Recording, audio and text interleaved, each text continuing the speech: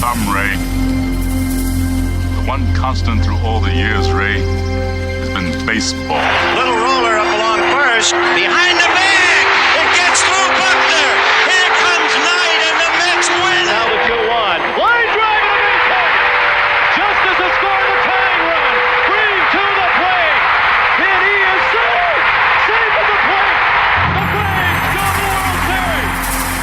Had reserved seats somewhere along one of the baselines that sat when they were children and cheered their heroes. Gibson swings and a fly ball to deep right field. This is going to be a home run. Unbelievable! A 3-run home run for Bucky Dent. The Yankees now lead by a score of 3-2. Ladies and gentlemen, Mazeroski has hit a 1-0 pitch over the left field fence at Ford Field to win the 1960 World Series. They'll arrive at your door as innocent as children, longing for the past. The Pope arrived at Yankee Stadium. As one enthusiastic announcer put it, he is standing on second base. Reggie Jackson. Long drive right field. It is goodbye. Big World Series victory. The Blue Jays are World Series champions as Joe Carter hits a 3-run home run. Brackett throws. There's a left back. It's going to be, I believe, the Giants from the pennant. The Giants from the pennant. The Giants from the pennant. The 0-1 pitch. A liner off Nagy's glove into center field. The Florida Marlins have won the World Series. The memories will be so thick, you'll have to brush them away from their faces. The 1-0 delivery to Fisk. He swings, long drive, left field. If it stays fair, it's gone. Home run. The Red Sox win.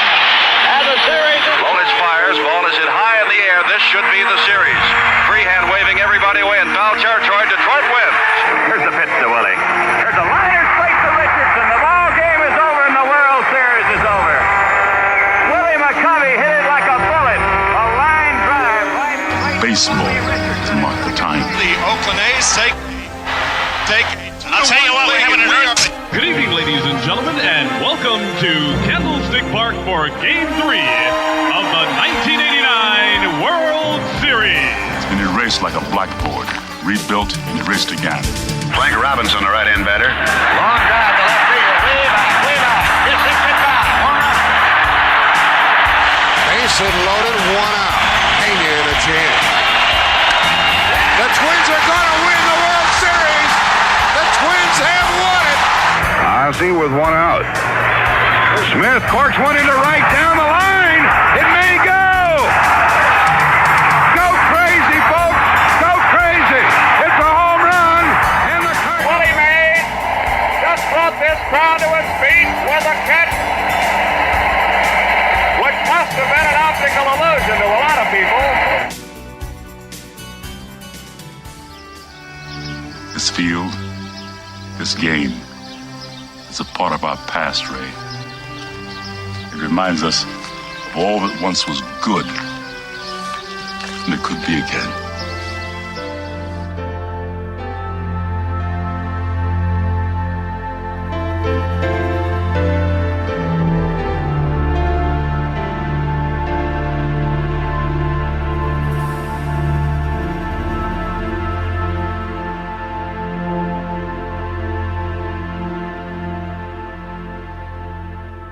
Broadcasted live.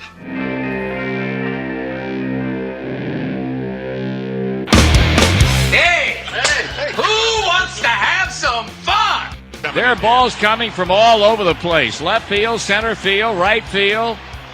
See, this is the kind of thing, quite honestly, right now, that makes you want to see the Chicago Cubs team lose. Now, you just saying you want to have fun, or do you really want to have fun? It'll be fun.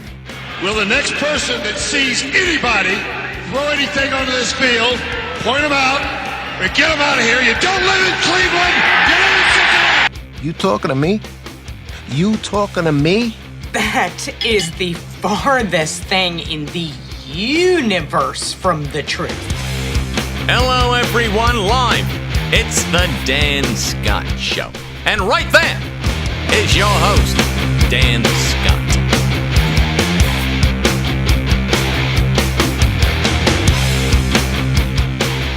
All right, good morning, everybody, and welcome to the Wednesday edition of the program.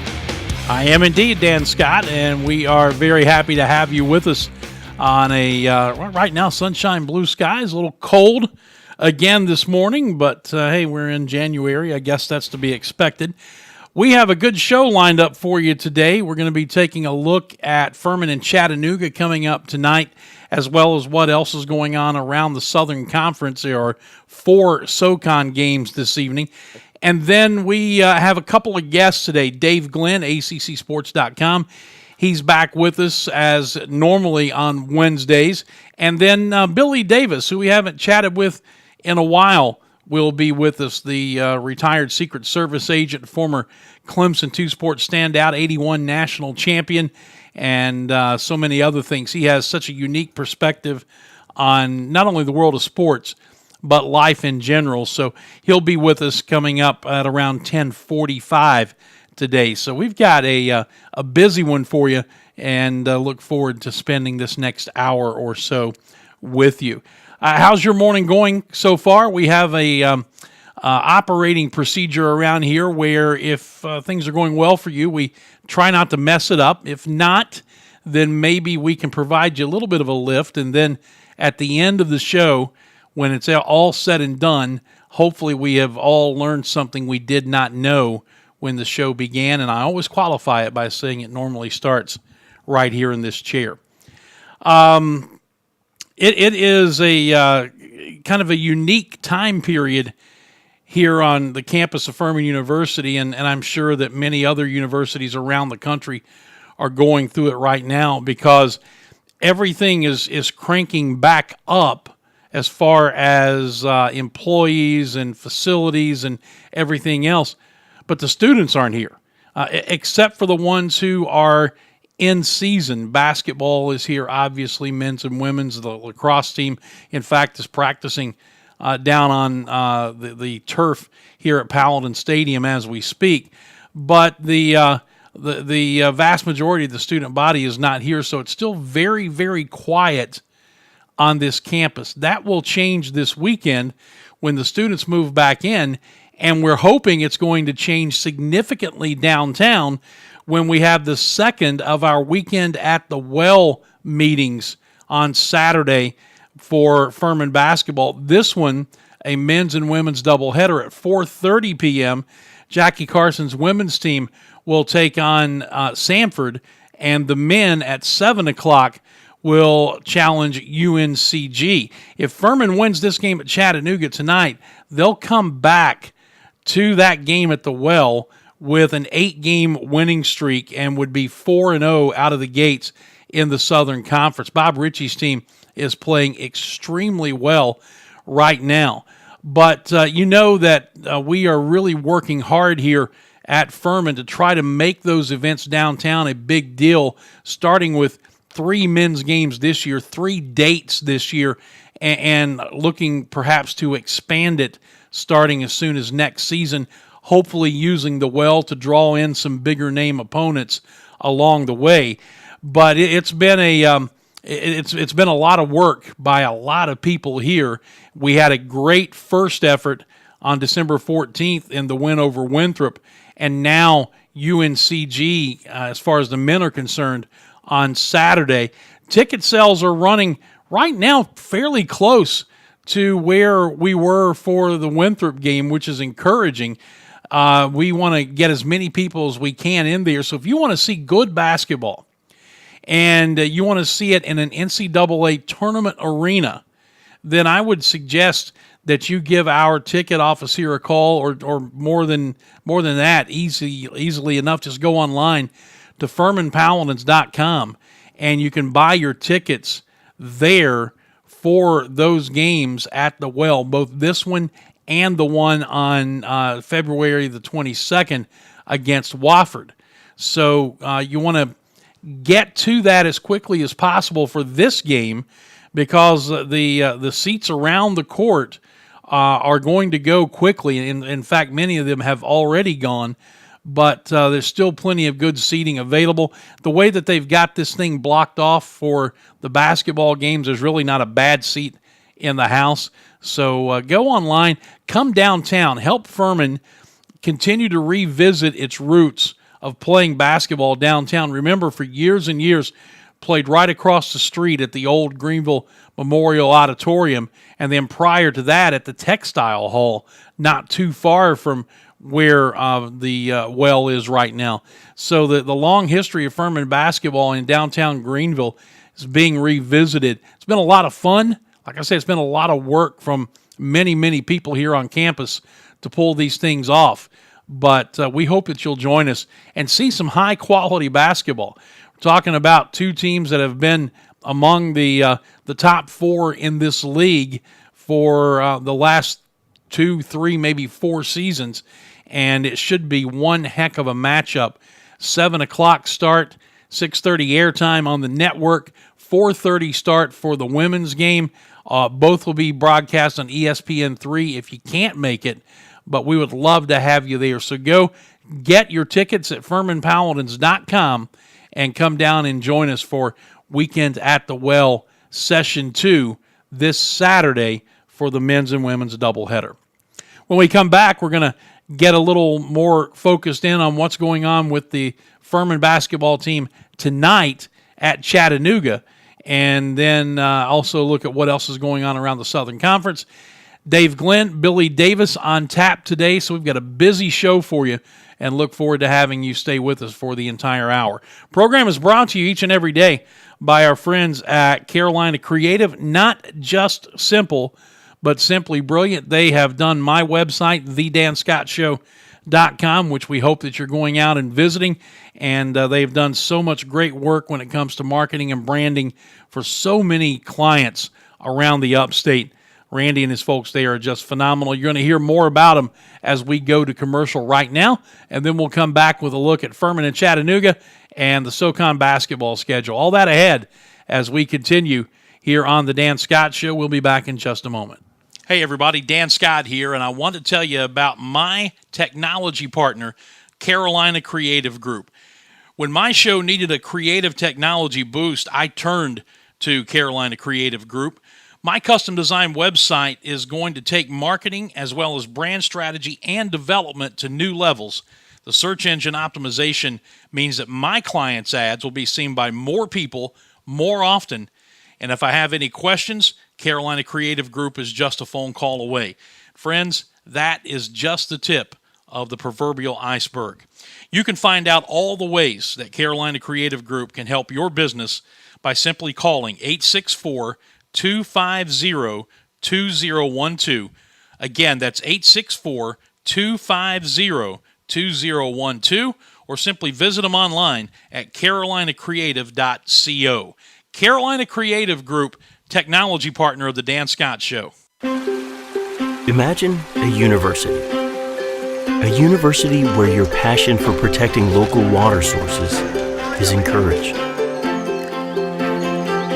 And now, your work not only benefits your career, but the health of those in your community and around the world.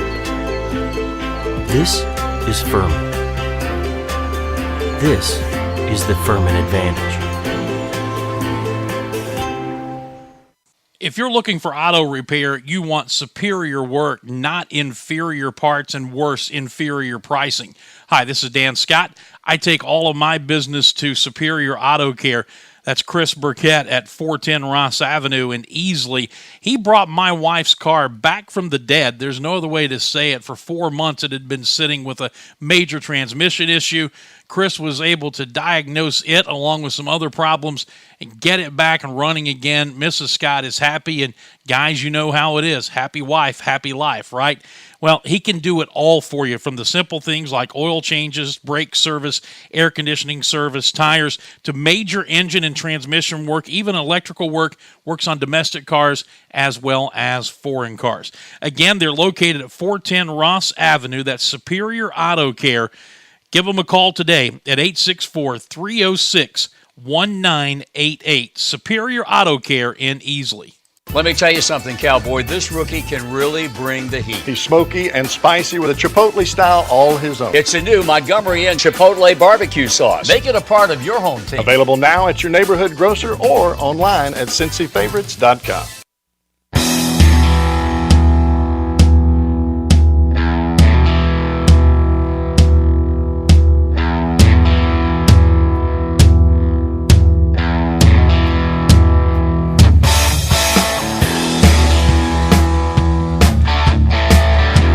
All right, welcome back to the show. We are live here on this Wednesday, January the 8th. Dan Scott Show, thedanscottshow.com is the website on both Twitter and Periscope. It's at Dan Scott Show.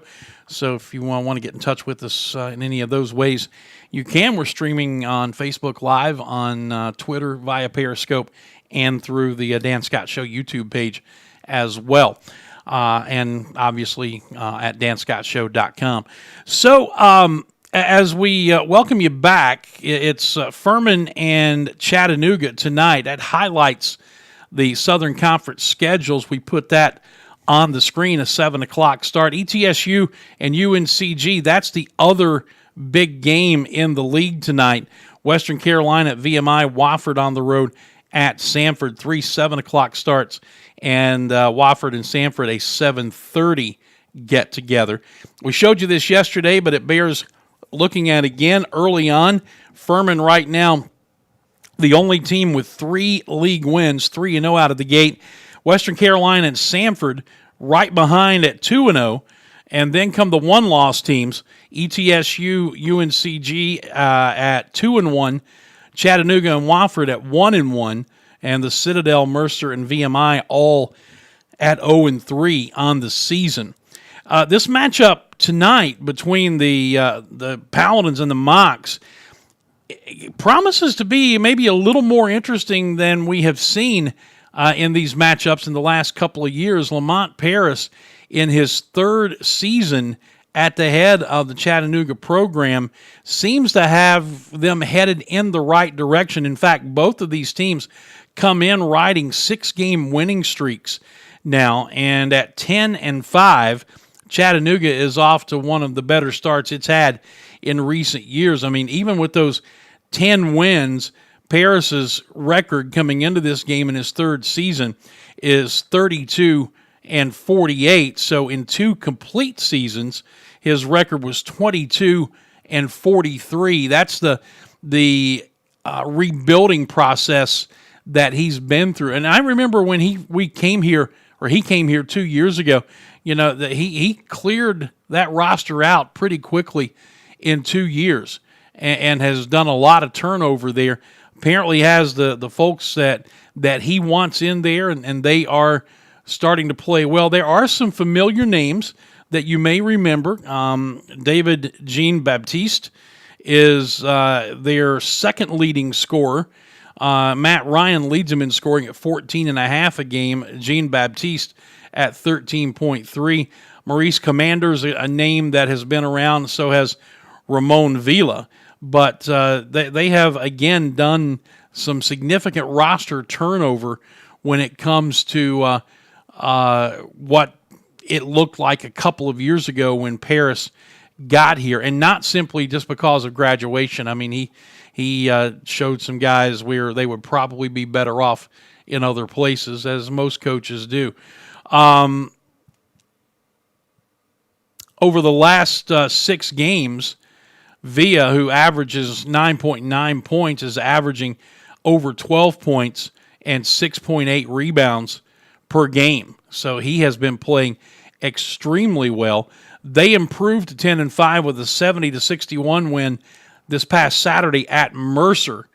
And as mentioned, Furman is 3-0 in the league, and the Mocs are 1-1. So another road test at the Roundhouse, which I love that facility down there. It's one of the older facilities in the league, but it is such a unique place for basketball.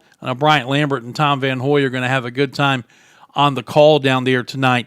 And when they get people in there, it can be a loud facility. I think many of you remember when the Southern Conference tournament used to be there on pretty much a yearly basis. Well, they've not been doing that well as far as drawing fans in recent years, but when they get a good crowd in there, it can be loud. They are promoting a whiteout tonight with all fans encouraged to wear white, and they're giving away free T-shirts and free tacos and everything else to try to get folks in there this evening. So another chance to weather a challenge on the road for Bob Ritchie's club. And if they can do it, as mentioned, it'll run the winning streak to 7 in a row, and it'll run the overall record to 14-3 and the conference record to 4-0. Not going to be easy. Not going to be easy by any stretch of the imagination. Also, one thing that was came out after the show Monday was Jordan Lyons being named the Southern Conference Player of the Week, averaging 17.4 points per game on the season. But during the 6-game winning streak, averaging 22.3 points per game, including, of course, that 40-point performance at VMI a week ago. Noah Gurley scoring at 14.1 points and 5 rebounds. Clay Mounts at 13.8, 6.8 rebounds. So the scoring is being spread out. The rebounding was the key against ETSU. Furman has had its trouble on the boards this year, and ETSU is the best rebounding team in this league, and Furman just obliterated them on the boards, 41-29 rebounding advantage. And that was an encouraging sign, because if this team will do that consistently with the type of defense they play and limit opposing teams to one shot, it's going to make them that much more difficult to beat. They're already a handful, as you know, but adding that rebounding piece to the puzzle, that was encouraging to see against ETSU last time out. So that's tonight, 7 o'clock start, 6:30 the airtime on the Furman Radio Network, brought to you by Van Wagner. Bryant and Tom will have that call for you down in Chattanooga, and we look forward to having you on board for the broadcast. It's an ESPN Plus broadcast, so if you want to watch it, that's fine. Just as always, we encourage you to turn down the TV sound and sync it up with the radio call and let our guys tell you the story of what's happening at that matchup tonight. Furman and Chattanooga, SoCon basketball, and it's going to be a fun one to be sure. All right, it's 10:18. We need to step out. When we come back, Dave Glenn is going to join us. First time since prior to Christmas, and we'll get caught up with all things ACC. What's going on at North Carolina UNC basketball? It is a down season, not just for them, but many people are calling it a down year so far for the Atlantic Coast Conference. We'll get Dave's thought on it when we come back, and also a little national championship talk as far as Clemson and LSU are concerned. This is the Dan Scott Show, and we'll return in just a moment. Dan Scott here for Todaro Pizza. Some of you may remember my old radio show in Clemson.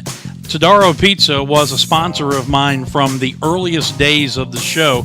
And if you know anything about me when it comes to advertising restaurants, if I don't like the food, I ain't going to tell you to go there. I love Todaro Pizza, and now Clemson's Best Pizza has finally come to Greenville. Yes, the new Todaro location is located at 116 North Markley Street, right down the block from Fluor Field.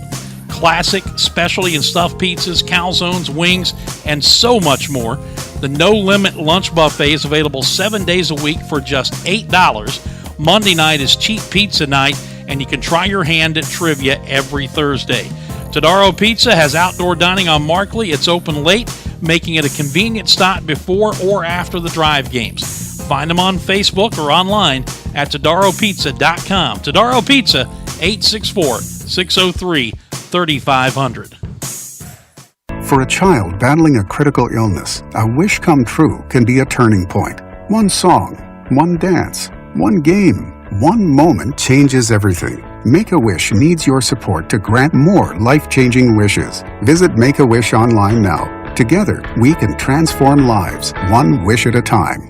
Dan Scott here for the Atlanta Bread Company. What do I like about Atlanta Bread? Well, too much to mention in a short commercial, but here are a few things. Bread baked daily fresh on site, a tremendous selection of soup, sandwiches, and salads, seasonal special additions to the menu, delicious hot coffee, and a bevy of other drink options. And yeah, can't forget about the baked sweet goodies. Dine in or carry out, and when you have the Atlanta Bread Company app, you can order and pay online, then breeze past the lines to the pickup counter to get your food. Experience it for yourself. That's the Atlanta Bread Company, Cherrydale Point in Greenville.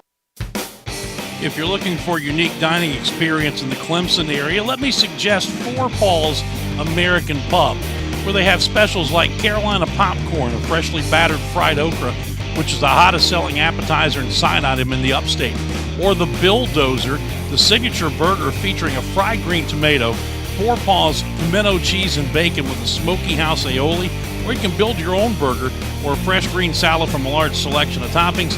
And they also have the teriyaki salmon pan-seared over rice or a bed of green salad. Enjoy terrific food at Four Paws American Pub in Clemson. You can enjoy local recipes while watching games on the TVs or relaxing with your pup on the dog-friendly patio. Come to Four Paws, located on Highway 93 in front of the Courtyard Marriott, or call 654-5151 to order for carry-out and tailgating. You need to make tracks to Four Paws American Pub.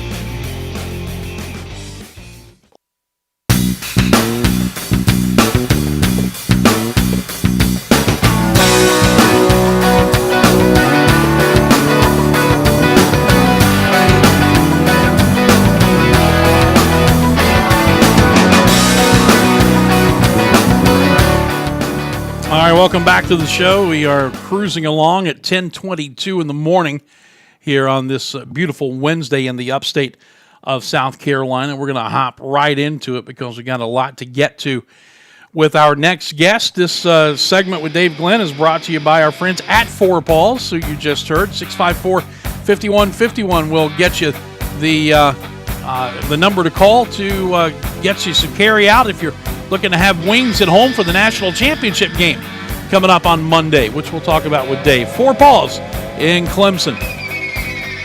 Dave Glenn is the chief cook and bottle washer and, well, of his own life. He does it all, man. He is ACCSports.com. He is the David Glenn Show, syndicated throughout the state of North Carolina, writes sometimes for the athletic subsite, the Athletic Carolinas, helps old ladies across the street, sells popcorn at halftime, does it all. How you doing, man? I'm doing great, Dan. Happy New Year to you and your listeners. Same to you. It's been a while. Hope everything is well in the Glenn household. Yeah, we had our son Anthony home from ECU. He's a college student, of course, so we were a full household once again with our dog and my wife and our two kids. And we chose not to travel this year. So it was a very nice, more relaxed, lower stress, just quality family time. So best from us to you and yours for sure. Same here. Let's start with Monday night, the national championship game. Clemson and LSU. Clemson trying to win its third national championship in the last 4 seasons. It would be 2 in a row. Going to be obviously a very stringent test with the with LSU coming up. But before we look at that, let's go back, since you and I haven't talked. Get your thoughts on what you saw against Ohio State, because a lot of people said, well, this is a Clemson team that played a suspect schedule. They hadn't been tested. Well, it seems like they passed the test. Yeah, they did, and they passed it in impressive fashion in a lot of ways, including just what I would describe as intangibles. In other words, if you don't believe in each other and you don't believe in your coaching staff and you don't believe in teamwork and not straying from the plan even in times of adversity, there is no way you come back from a double-digit deficit in the second half against an Ohio State team that obviously also entered that game undefeated and had, just as much, if not more, NFL caliber talent on the field as the Tigers did. So a couple of huge controversial plays, obviously both went the Tigers' way, and that helped, especially a 16-0 deficit on the targeting call on Trevor Lawrence. But I think that was the right call. And it's one thing to get a break. It's another thing to take advantage of those breaks. And the Tigers were able to do that. I don't think there's a huge difference between Ohio State and Clemson. And that means the little things end up mattering a lot. Similarly, this coming Monday night, I don't think there's a huge difference between Clemson and LSU. You described it well. When Clemson faces ACC teams, they have a margin for error. There was nobody close to the Tigers, including UVA, in that ACC title game. It hasn't been that way every year, but it certainly was that way this year for Clemson and everybody else in the ACC. That margin for error is out the window when you have to deal with Ohio State or LSU, and that's what makes the Tigers versus Tigers matchup on Monday night harder to predict than anything that Clemson experienced in ACC play this year. So when you look at this matchup coming up on Monday night, what areas are you looking at, and are you prepared to make a pick? I'll pick Clemson, but it's more for the intangibles than it is for a talent advantage. You know, it's Dabo and the culture. It's Trevor Lawrence, who, of course, was not the Heisman winner as Joe Burrow of LSU was. But when you take out Trevor's earlier games and you just look at what he did midseason, late season, and even against the Buckeyes, he had Heisman-like numbers as a sophomore for a chunk of the season, just as Joe Burrow had Heisman numbers and won the trophy in his breakout year with the LSU Tigers. So I think it's an even matchup. I mean, there's two great NFL-bound running backs. There's two great on their way to the NFL quarterbacks. There's exceptional talent on defense with Isaiah Simmons of Clemson and Grant Delpit and others on LSU, man. It is, whether you look at it from the perspective of an NFL scout or a college football coach who might enjoy the X's and O's, or just a college football fan that wants something better than LSU annihilating Oklahoma in one of the semifinal games so that most people turned it off at halftime. I think we're going to get all of that and more on Monday night. And it might be, you know, who makes or misses the clutch field goal, who muffs a punt versus who makes a big punt or kick return. You know, turnovers always matter, but they matter especially when the talent level is relatively equal on both sidelines. And that just gets back to, again, something Clemson has not dealt with against ACC opponents. If there's an advantage for the LSU Tigers, it's that they faced more such games where they knew the margin for error was small, where they knew the opponent had almost as much talent as they did. The Clemson Tigers haven't dealt with those circumstances really, you know, probably beyond beating Ohio State in the semifinals. But I've seen enough from Dabo over this last decade, and of course more recently with these players on the field, that I'm not betting against the Clemson Tigers, you know, even in a difficult environment against a great team on Monday night. So one more football note before we shift gears here. When you look at the ACC, you talk about Clemson playing with a significant margin of error against practically every opponent in the Atlantic Coast Conference. Who is poised in this league to start to make a run? I mean, Florida State is starting over with Mike Norvell as their new head coach. I mean, who is poised to make a run at Clemson right now? Nobody is the honest answer. I mean, we can always be surprised, and I hope we are surprised, but think about it. The team Clemson just convincingly beat in the ACC title game, UVA, which is clearly on an upward arc under Bronco Mendenhall. There's no doubt about that. I don't want to cast aspersions on the direction of UVA football. But their most important player by far was their senior quarterback, Bryce Perkins. So, yeah, on the one hand, you think of Virginia as a possible challenger, but they just lost their best player at the most important position on the field, and they're losing others to the NFL. Florida State traditionally would be a candidate, but as you said, they're starting over. Maybe Mike Norvell can do it quickly. You know, if not conquer Clemson, just challenge the Tigers. I wouldn't bet against that. But Miami is in turmoil right now after year one of Manny Diaz. Another traditional power, Virginia Tech, just had another somewhat shaky season, although they finished strongly in the regular season under Justin Fuente. Take a look around. I mean, Dino Babers crashed to earth at Syracuse this year after a great season a year ago. Mac Brown has Carolina on an upward arc. There's no doubt about that. But Are they really ready to jump from a 6-6 regular season to something special? It's one thing to say teams are rising, and I think the Tar Heels are. It's another thing to say, they're ready to go toe-to-toe with Clemson the way they did in that game in the regular season this year.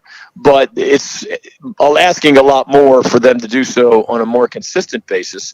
And even Wake Forest, Dan, where you think maybe Dave Clawson, who's gone to 4 straight bowls and has the Demon Deacons on an upward arc, in the same division as Clemson. They just found out over the holidays that their superstar rising senior quarterback, Jamie Newman, is leaving the program to be a grad transfer QB for Oregon or Georgia or somebody else. That really stung if for anyone, thinking the Deeks could have a dream season next year. So I don't see an obvious candidate, and that's good for Clemson in a sense, but it's probably bad for ACC football overall. Visiting with Dave Glenn, ACCSports.com, the David Glenn Show, as we do every Wednesday from August to April, holidays aside. All right, let's shift gears to basketball. How about this quote from Roy Williams, calling North Carolina, quote, the least gifted I've ever coached, unquote? He's correct. It's unusual to hear a coach say that out loud, right?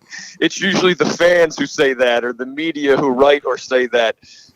Every coach has a different barometer for how much to offer truth serum answers to questions and how much to give coach speak, dodge the question type answers. And there's pluses and minuses to both ways. But I think the bottom line is Roy Williams is right. When Cole Anthony, the injured freshman star point guard, is on the court, the Tar Heels beat an Oregon team that's probably one of the 10 best teams in the entire country. They have a couple of other solid wins when Cole Anthony was on the court, and he is expected back by the end of January. So that's the light at the end of the tunnel. But in the meantime, the Tar Heels just don't have what they usually have. I use the analogy, if you and I were at the YMCA and we were just picking sides to play a basketball game, in most years, I don't care if it's Roy Williams as an assistant under Dean Smith, where Michael Jordan, Sam Perkins, and James Worthy are going to be selected really, really early, or more recently, he's had teams where 7 or 8 guys were on their way to the NBA.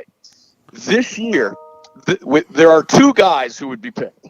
One is a veteran forward named Garrison Brooks, who's a good college player, but probably not even an NBA player.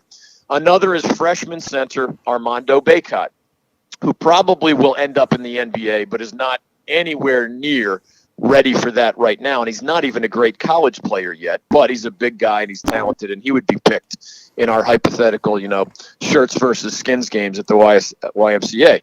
Other than that, and again, Cole Anthony would be picked very early, but he's hurt right now. There's not another Carolina player, Dan, that would be picked. And that's just not what you hear about Tar Heel basketball very often. You hear it about Clemson sometimes, including this year. You hear it about Boston College sometimes, including this year. You don't hear it about Carolina basketball. There might be 5 Duke players picked before there was a second or third Carolina player picked. And it's a combination of things. They didn't know until it was too late that Kobe White was turning pro after his freshman season.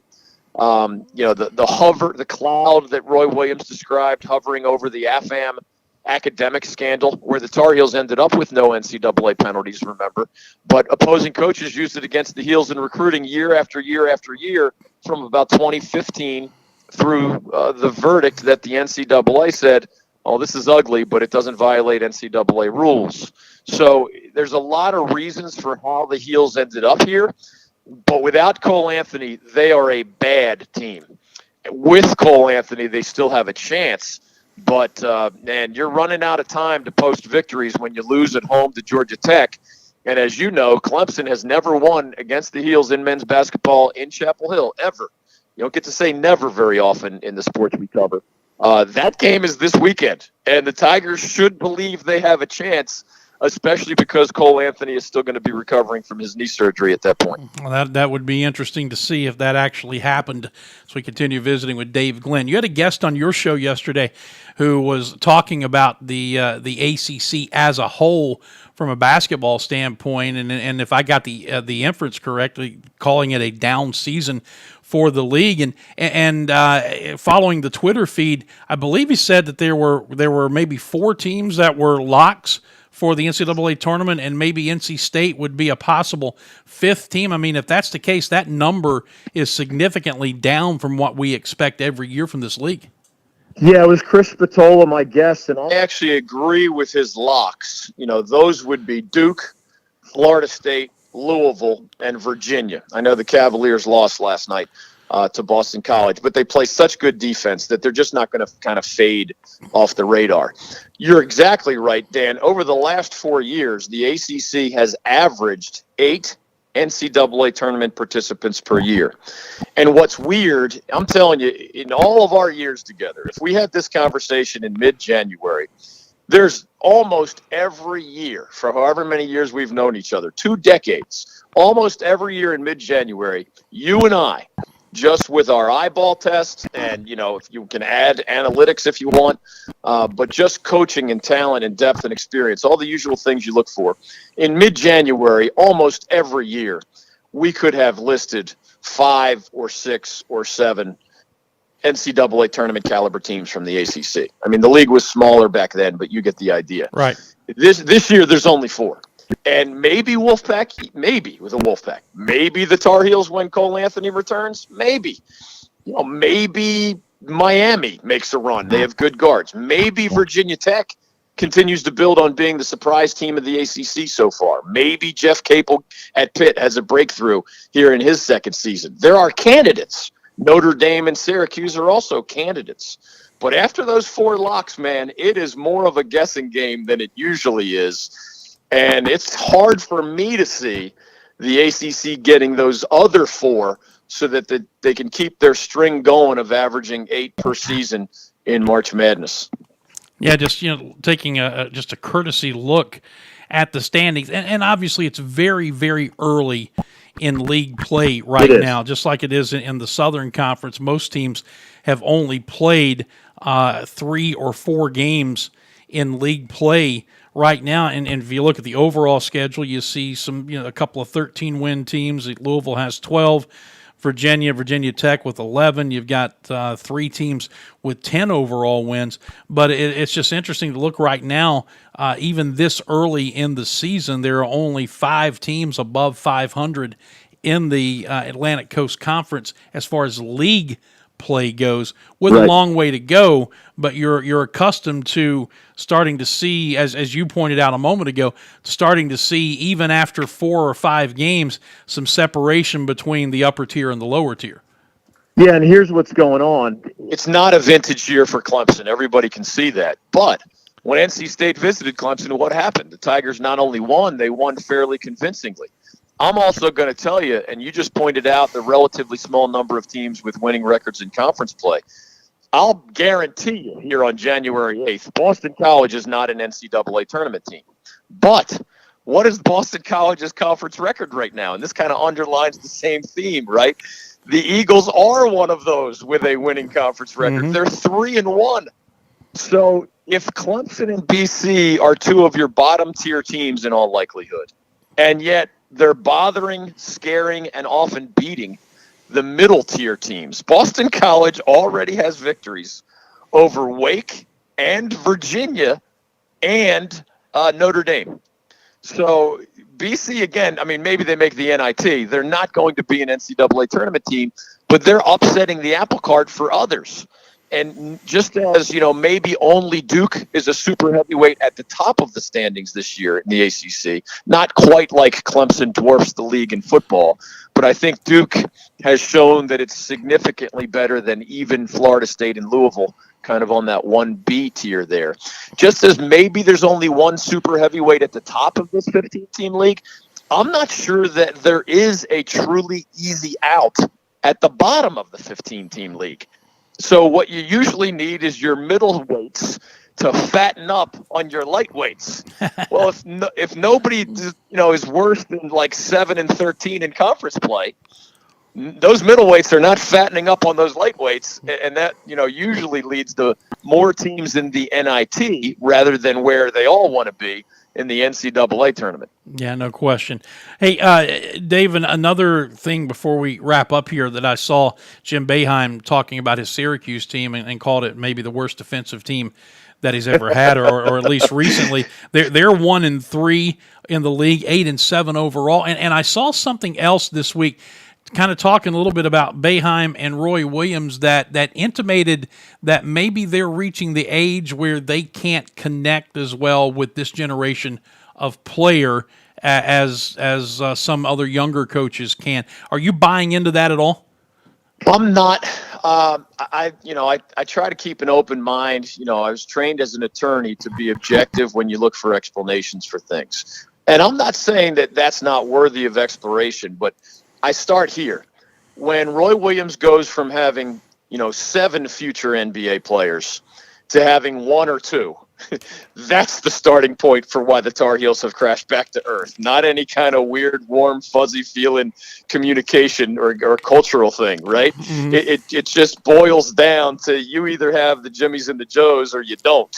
And he doesn't have nearly as many Jimmies and Joes this year. Similarly, if you know how Jim Boeheim recruits, and he is, by the way, Roy's right, the Tar Heels are that bad offensively. Jim Boeheim's right, the Orange are that bad defensively, trying to run that famous zone that usually drives people crazy, right? What Jim usually has done is recruit long-armed wing players who are great athletes, and they fit into that zone. Well, what he's done now, he uses his bench less than anybody in the ACC, Dan. And he has a point guard named Joseph Girard, who's just flat out a shooter. And his son, Buddy Boeheim, flat out a shooter. When you go from recruiting athletes with long arms who love to defend to recruiting pure shooters and plugging them in as 2 of your 5 starters, that's not a communication issue. That's you strayed from your usual recruiting philosophy. And guess what? You are better offensively. Guess what? You do hit more threes. Guess what? You do hit a better percentage of your free throws. Why? Because you recruited guys who have that in their skill set. Well, what's the trade-off? The trade-off is your 2 of your 5 starters, as they all average huge minutes, are not very good defensive players and not very good at your amoeba-style zone defense. So, again, I think there's Jimmy and Joe related explanations that are far more obvious than whatever small chunk of the puzzle, the communication and the generational stuff might be. Very interesting. How can people find out more of all of this great content that you have? ACCSports.com, The Athletic Carolina on Twitter. We're at ACC Sports, also at David Glenn Show. We hope folks will check out the radio show, the websites, and my power rankings and my midseason All-ACC team. You can find those at those websites, and Happy New Year again to you and your listeners. Same to you, my friend. Talk to you next week. Thanks, bud. That is Dave Glenn of all of those different places he just mentioned. We'll be back and catch up with our good friend Billy Davis on the other side. Dan Scott Show, 1 segment to go, and we're back in just a moment. Hey, everybody, Dan Scott. I've been telling you for some time now that I switched to protection of my home and family to Security Complete. I can tell you that I've been ecstatic with the results. Locally owned with more than 40 years experience in the industry, Security Complete uses nothing but the latest technology, which equals low overhead, which equals greater savings to the customer. Fully automated systems with monitoring rates much lower than the competition. Security Complete gives you all this and does not require a contract of any length. Find out more by calling 864-546-0630 or find them on Facebook and Twitter. Security Complete, my first line of defense. Make them yours today. We're all trying to find our way, forge a path, blaze a trail. The work is hard and the work is personal, but you can't do it alone. At Furman, we're committed to giving you an advantage, the Furman Advantage. We know that graduates who are emotionally supported and who have deep learning experiences in college are 3 times as likely to be engaged at work and thriving in life. At Furman, All students are guaranteed 4 years of rigorous classroom education integrated with high-impact research, internships, study away, and a community of support every step of the way. This is the Furman Advantage.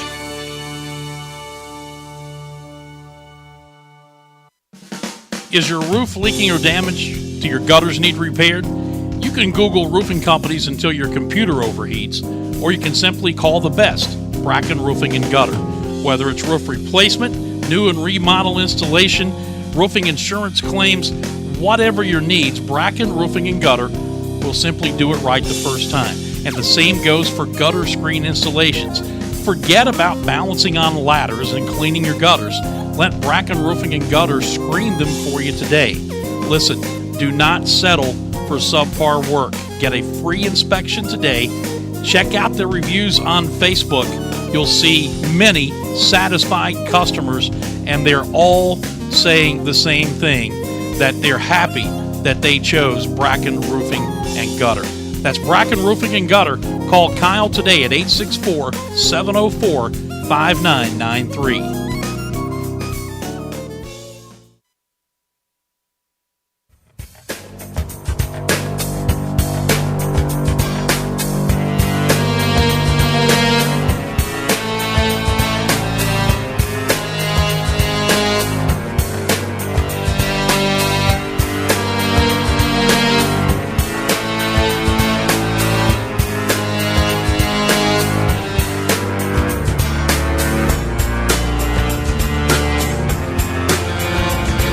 All right, welcome back to the program as we continue here on this Wednesday edition of the show. Dan Scott hanging out with you until the top of the hour, still trying to make contact with Billy Davis. He is scheduled to be with us in this segment, and hopefully he'll be calling in here in just a moment, and we'll be able to spend some time with the former Clemson two-sport star, the retired Secret Service agent. And it's always good this time of year to get a chance to pick his brain a little bit, because very few people that we know have had a chance to play in a national championship game, and Billy's one of them. He's got that experience, and as if by magic, as I start talking about how good he once was, he appears on our telephone line. Billy Davis, brought to you by our friends at Four Paws over in Clemson. How are you doing, man?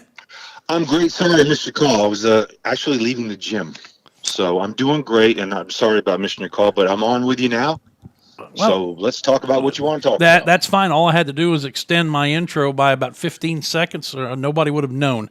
So that's the way it goes. Hey, first of all, Happy New Year. Merry Christmas and all that stuff. I haven't talked to you in a while, so hope you and the Davis family are doing well.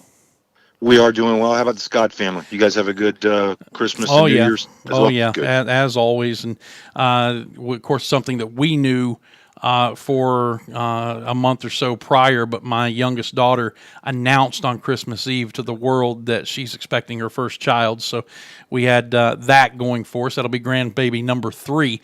And awesome. I just can't figure it out. I keep telling people Angela keeps getting older. And I'm not. I can't figure out how this is happening. But it's a miracle. Yeah, I don't say that where she can hear me. By the way, but well, she's not listening right now. No, she's not. She's at school. Okay, she's working. So, my goodness. I was just saying it's always good this time of year to be able to go to a resource like you, because my operating theory in doing the radio show years ago and even now is that I can sit and talk about things and do so quasi-intelligently most of the time, but why not go to people who've actually been there and done that? And you've played in a national championship game, and we've talked about this over the years with you, but I think that some of the stories and things bear repeating, and of course your interest level will be exceedingly high again with your Clemson Tigers trying for 2 in a row and 3 of the last 4. Oh, it's amazing. I mean, most folks probably don't know my background, but I mean, I've been blessed enough. I played in state championship high school basketball games, and I played in ACC championship football games. I played in the ACC championship baseball tournament, the final game against North Carolina.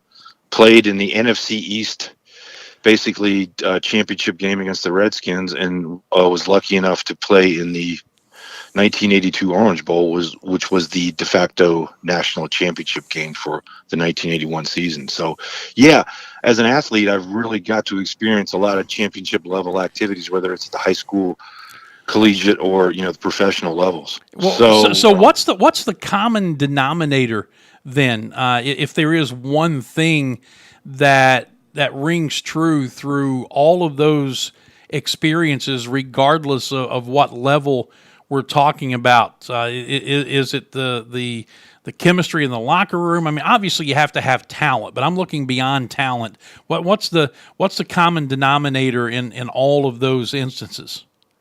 I think you hit the nail on the head with the chemistry in the locker room and the leadership of the team, not so much the coaches, because by the time you get to the end of the season, hopefully the team runs itself. The coaches put you in the right direction. That and then the preparation by said coaching staffs, whether it's at Clemson or in high school, and preparing for your opponent. And like Coach Sweeney is so often heard to say, we have a standard, play to our standard. It's not what they do. If we play to our standard, no one's going to beat us. And I think that's what separates the great teams, whether it's the teams like the New England Patriots or, pick your favorite sports team. It's the preparation, it's the mindset, and it's almost the drive of you refuse to be beaten, find a way to win, which I think exemplified itself when you watched Clemson play Ohio State a couple of weeks ago. I mean, they just found a way to win, and that's what champions do. And I think a lot of that is the mindset and the preparation, like you said. It's just a competitive mindset that you go into it. Sometimes not always the most talented team on paper wins the game. So, in our case, for instance, when we won the 1981 national championship and the 1982 Orange Bowl, which is, I know we're going back a long way. We're going back 37, 38 years. But we were fortunate in the fact that we didn't have a whole lot of injuries. All of our key players, the guys that basically won the game for us, which was the whole team, but you're talking about people like Jeff Davis and Jeff Bryant and Danny Triplett and Perry Tuttle and Homer Jordan and Terry Kennard. Everybody was healthy going into the game. And as I look at Clemson right now and their preparation, it seems to me that just about everybody, other than being banged up by playing a very physical Ohio State team, Clemson has been relatively very healthy over the course of the season, and they seem to be that way going into Monday night.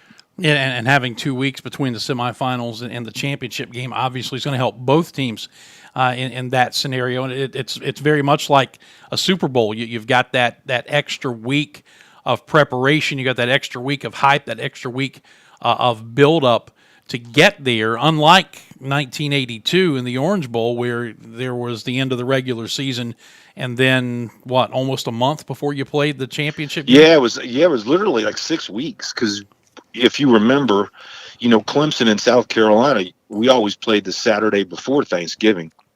So you're talking, a couple of weeks of November and all of December. And then the prep we had was just beyond description. And we flew down to New Smyrna Beach.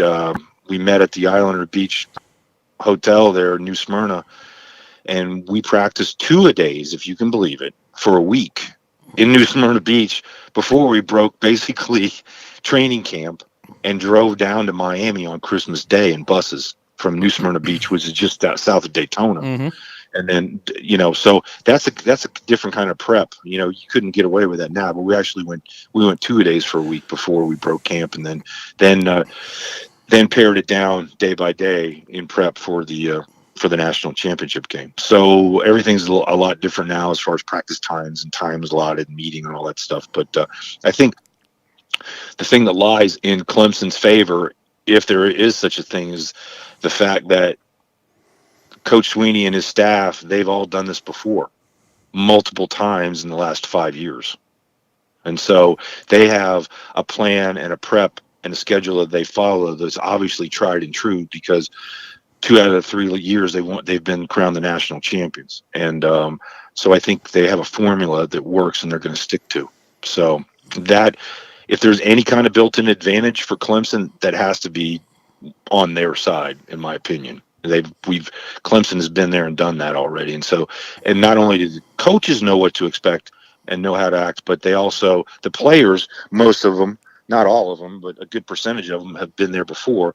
And although Clemson is, I think out of 115 kids on the roster, it's 80 are either freshmen or sophomores. The ones that have been there before, the Chad Smiths and the James Skalskis and those guys, they can show the young pups what to do and how to act.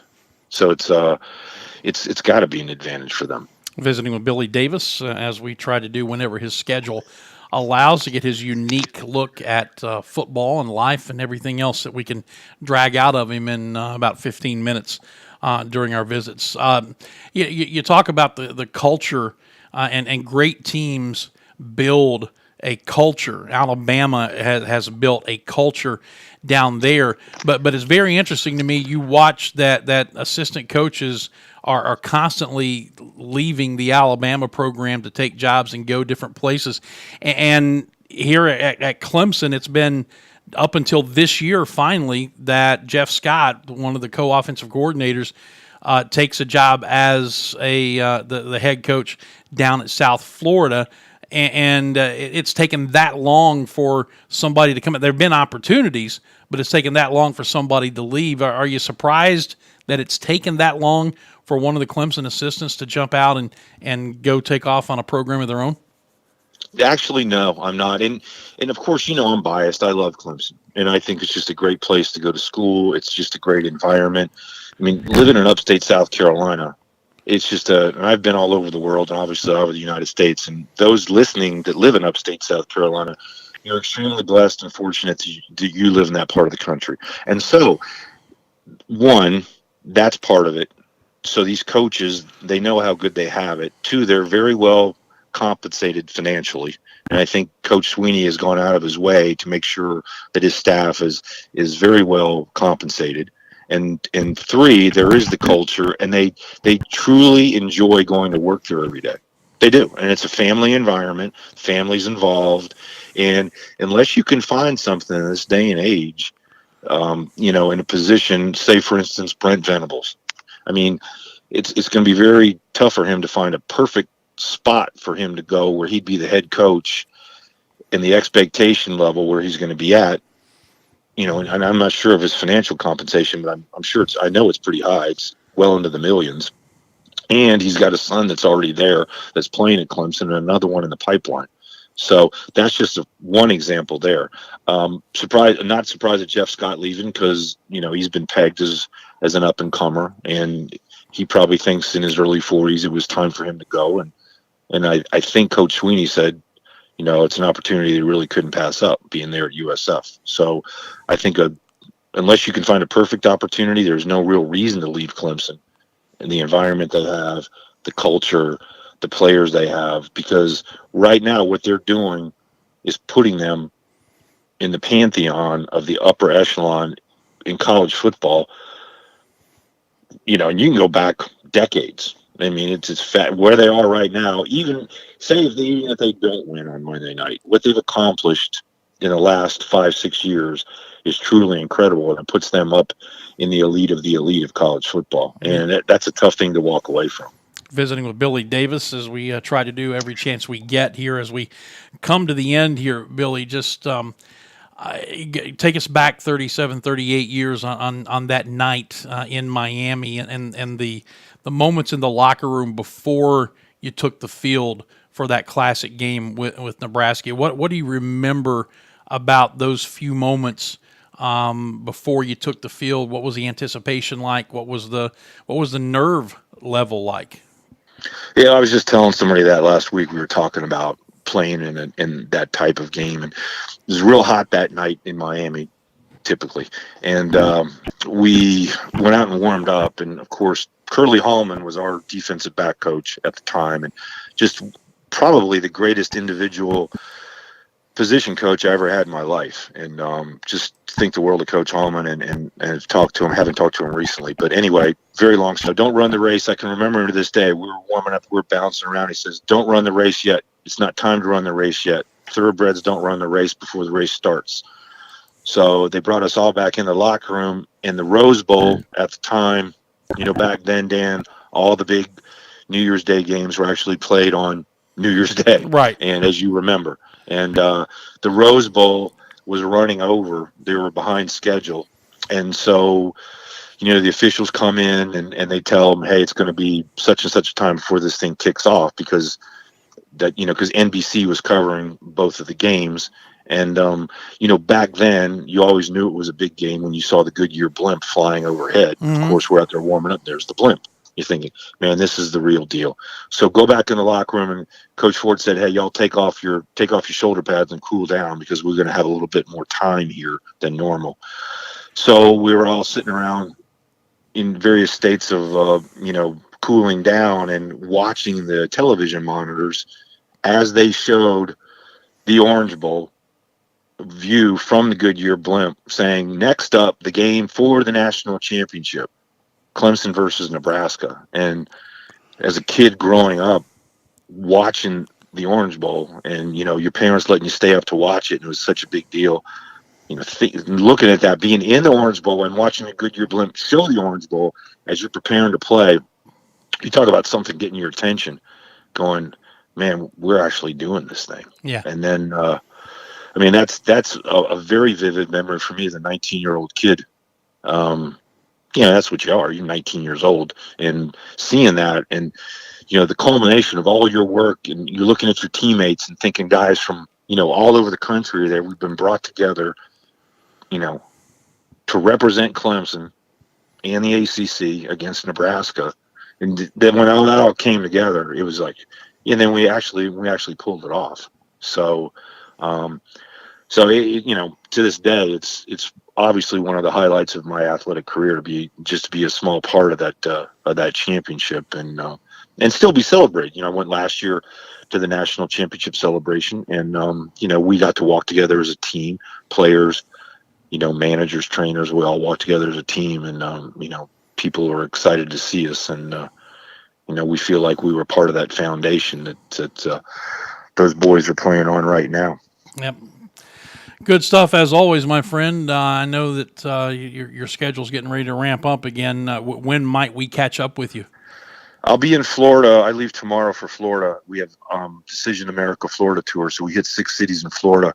Beginning on Saturday, we'll be in Jacksonville Saturday, Plant City on Sunday, and then throughout the week, and then we finish up on the 19th.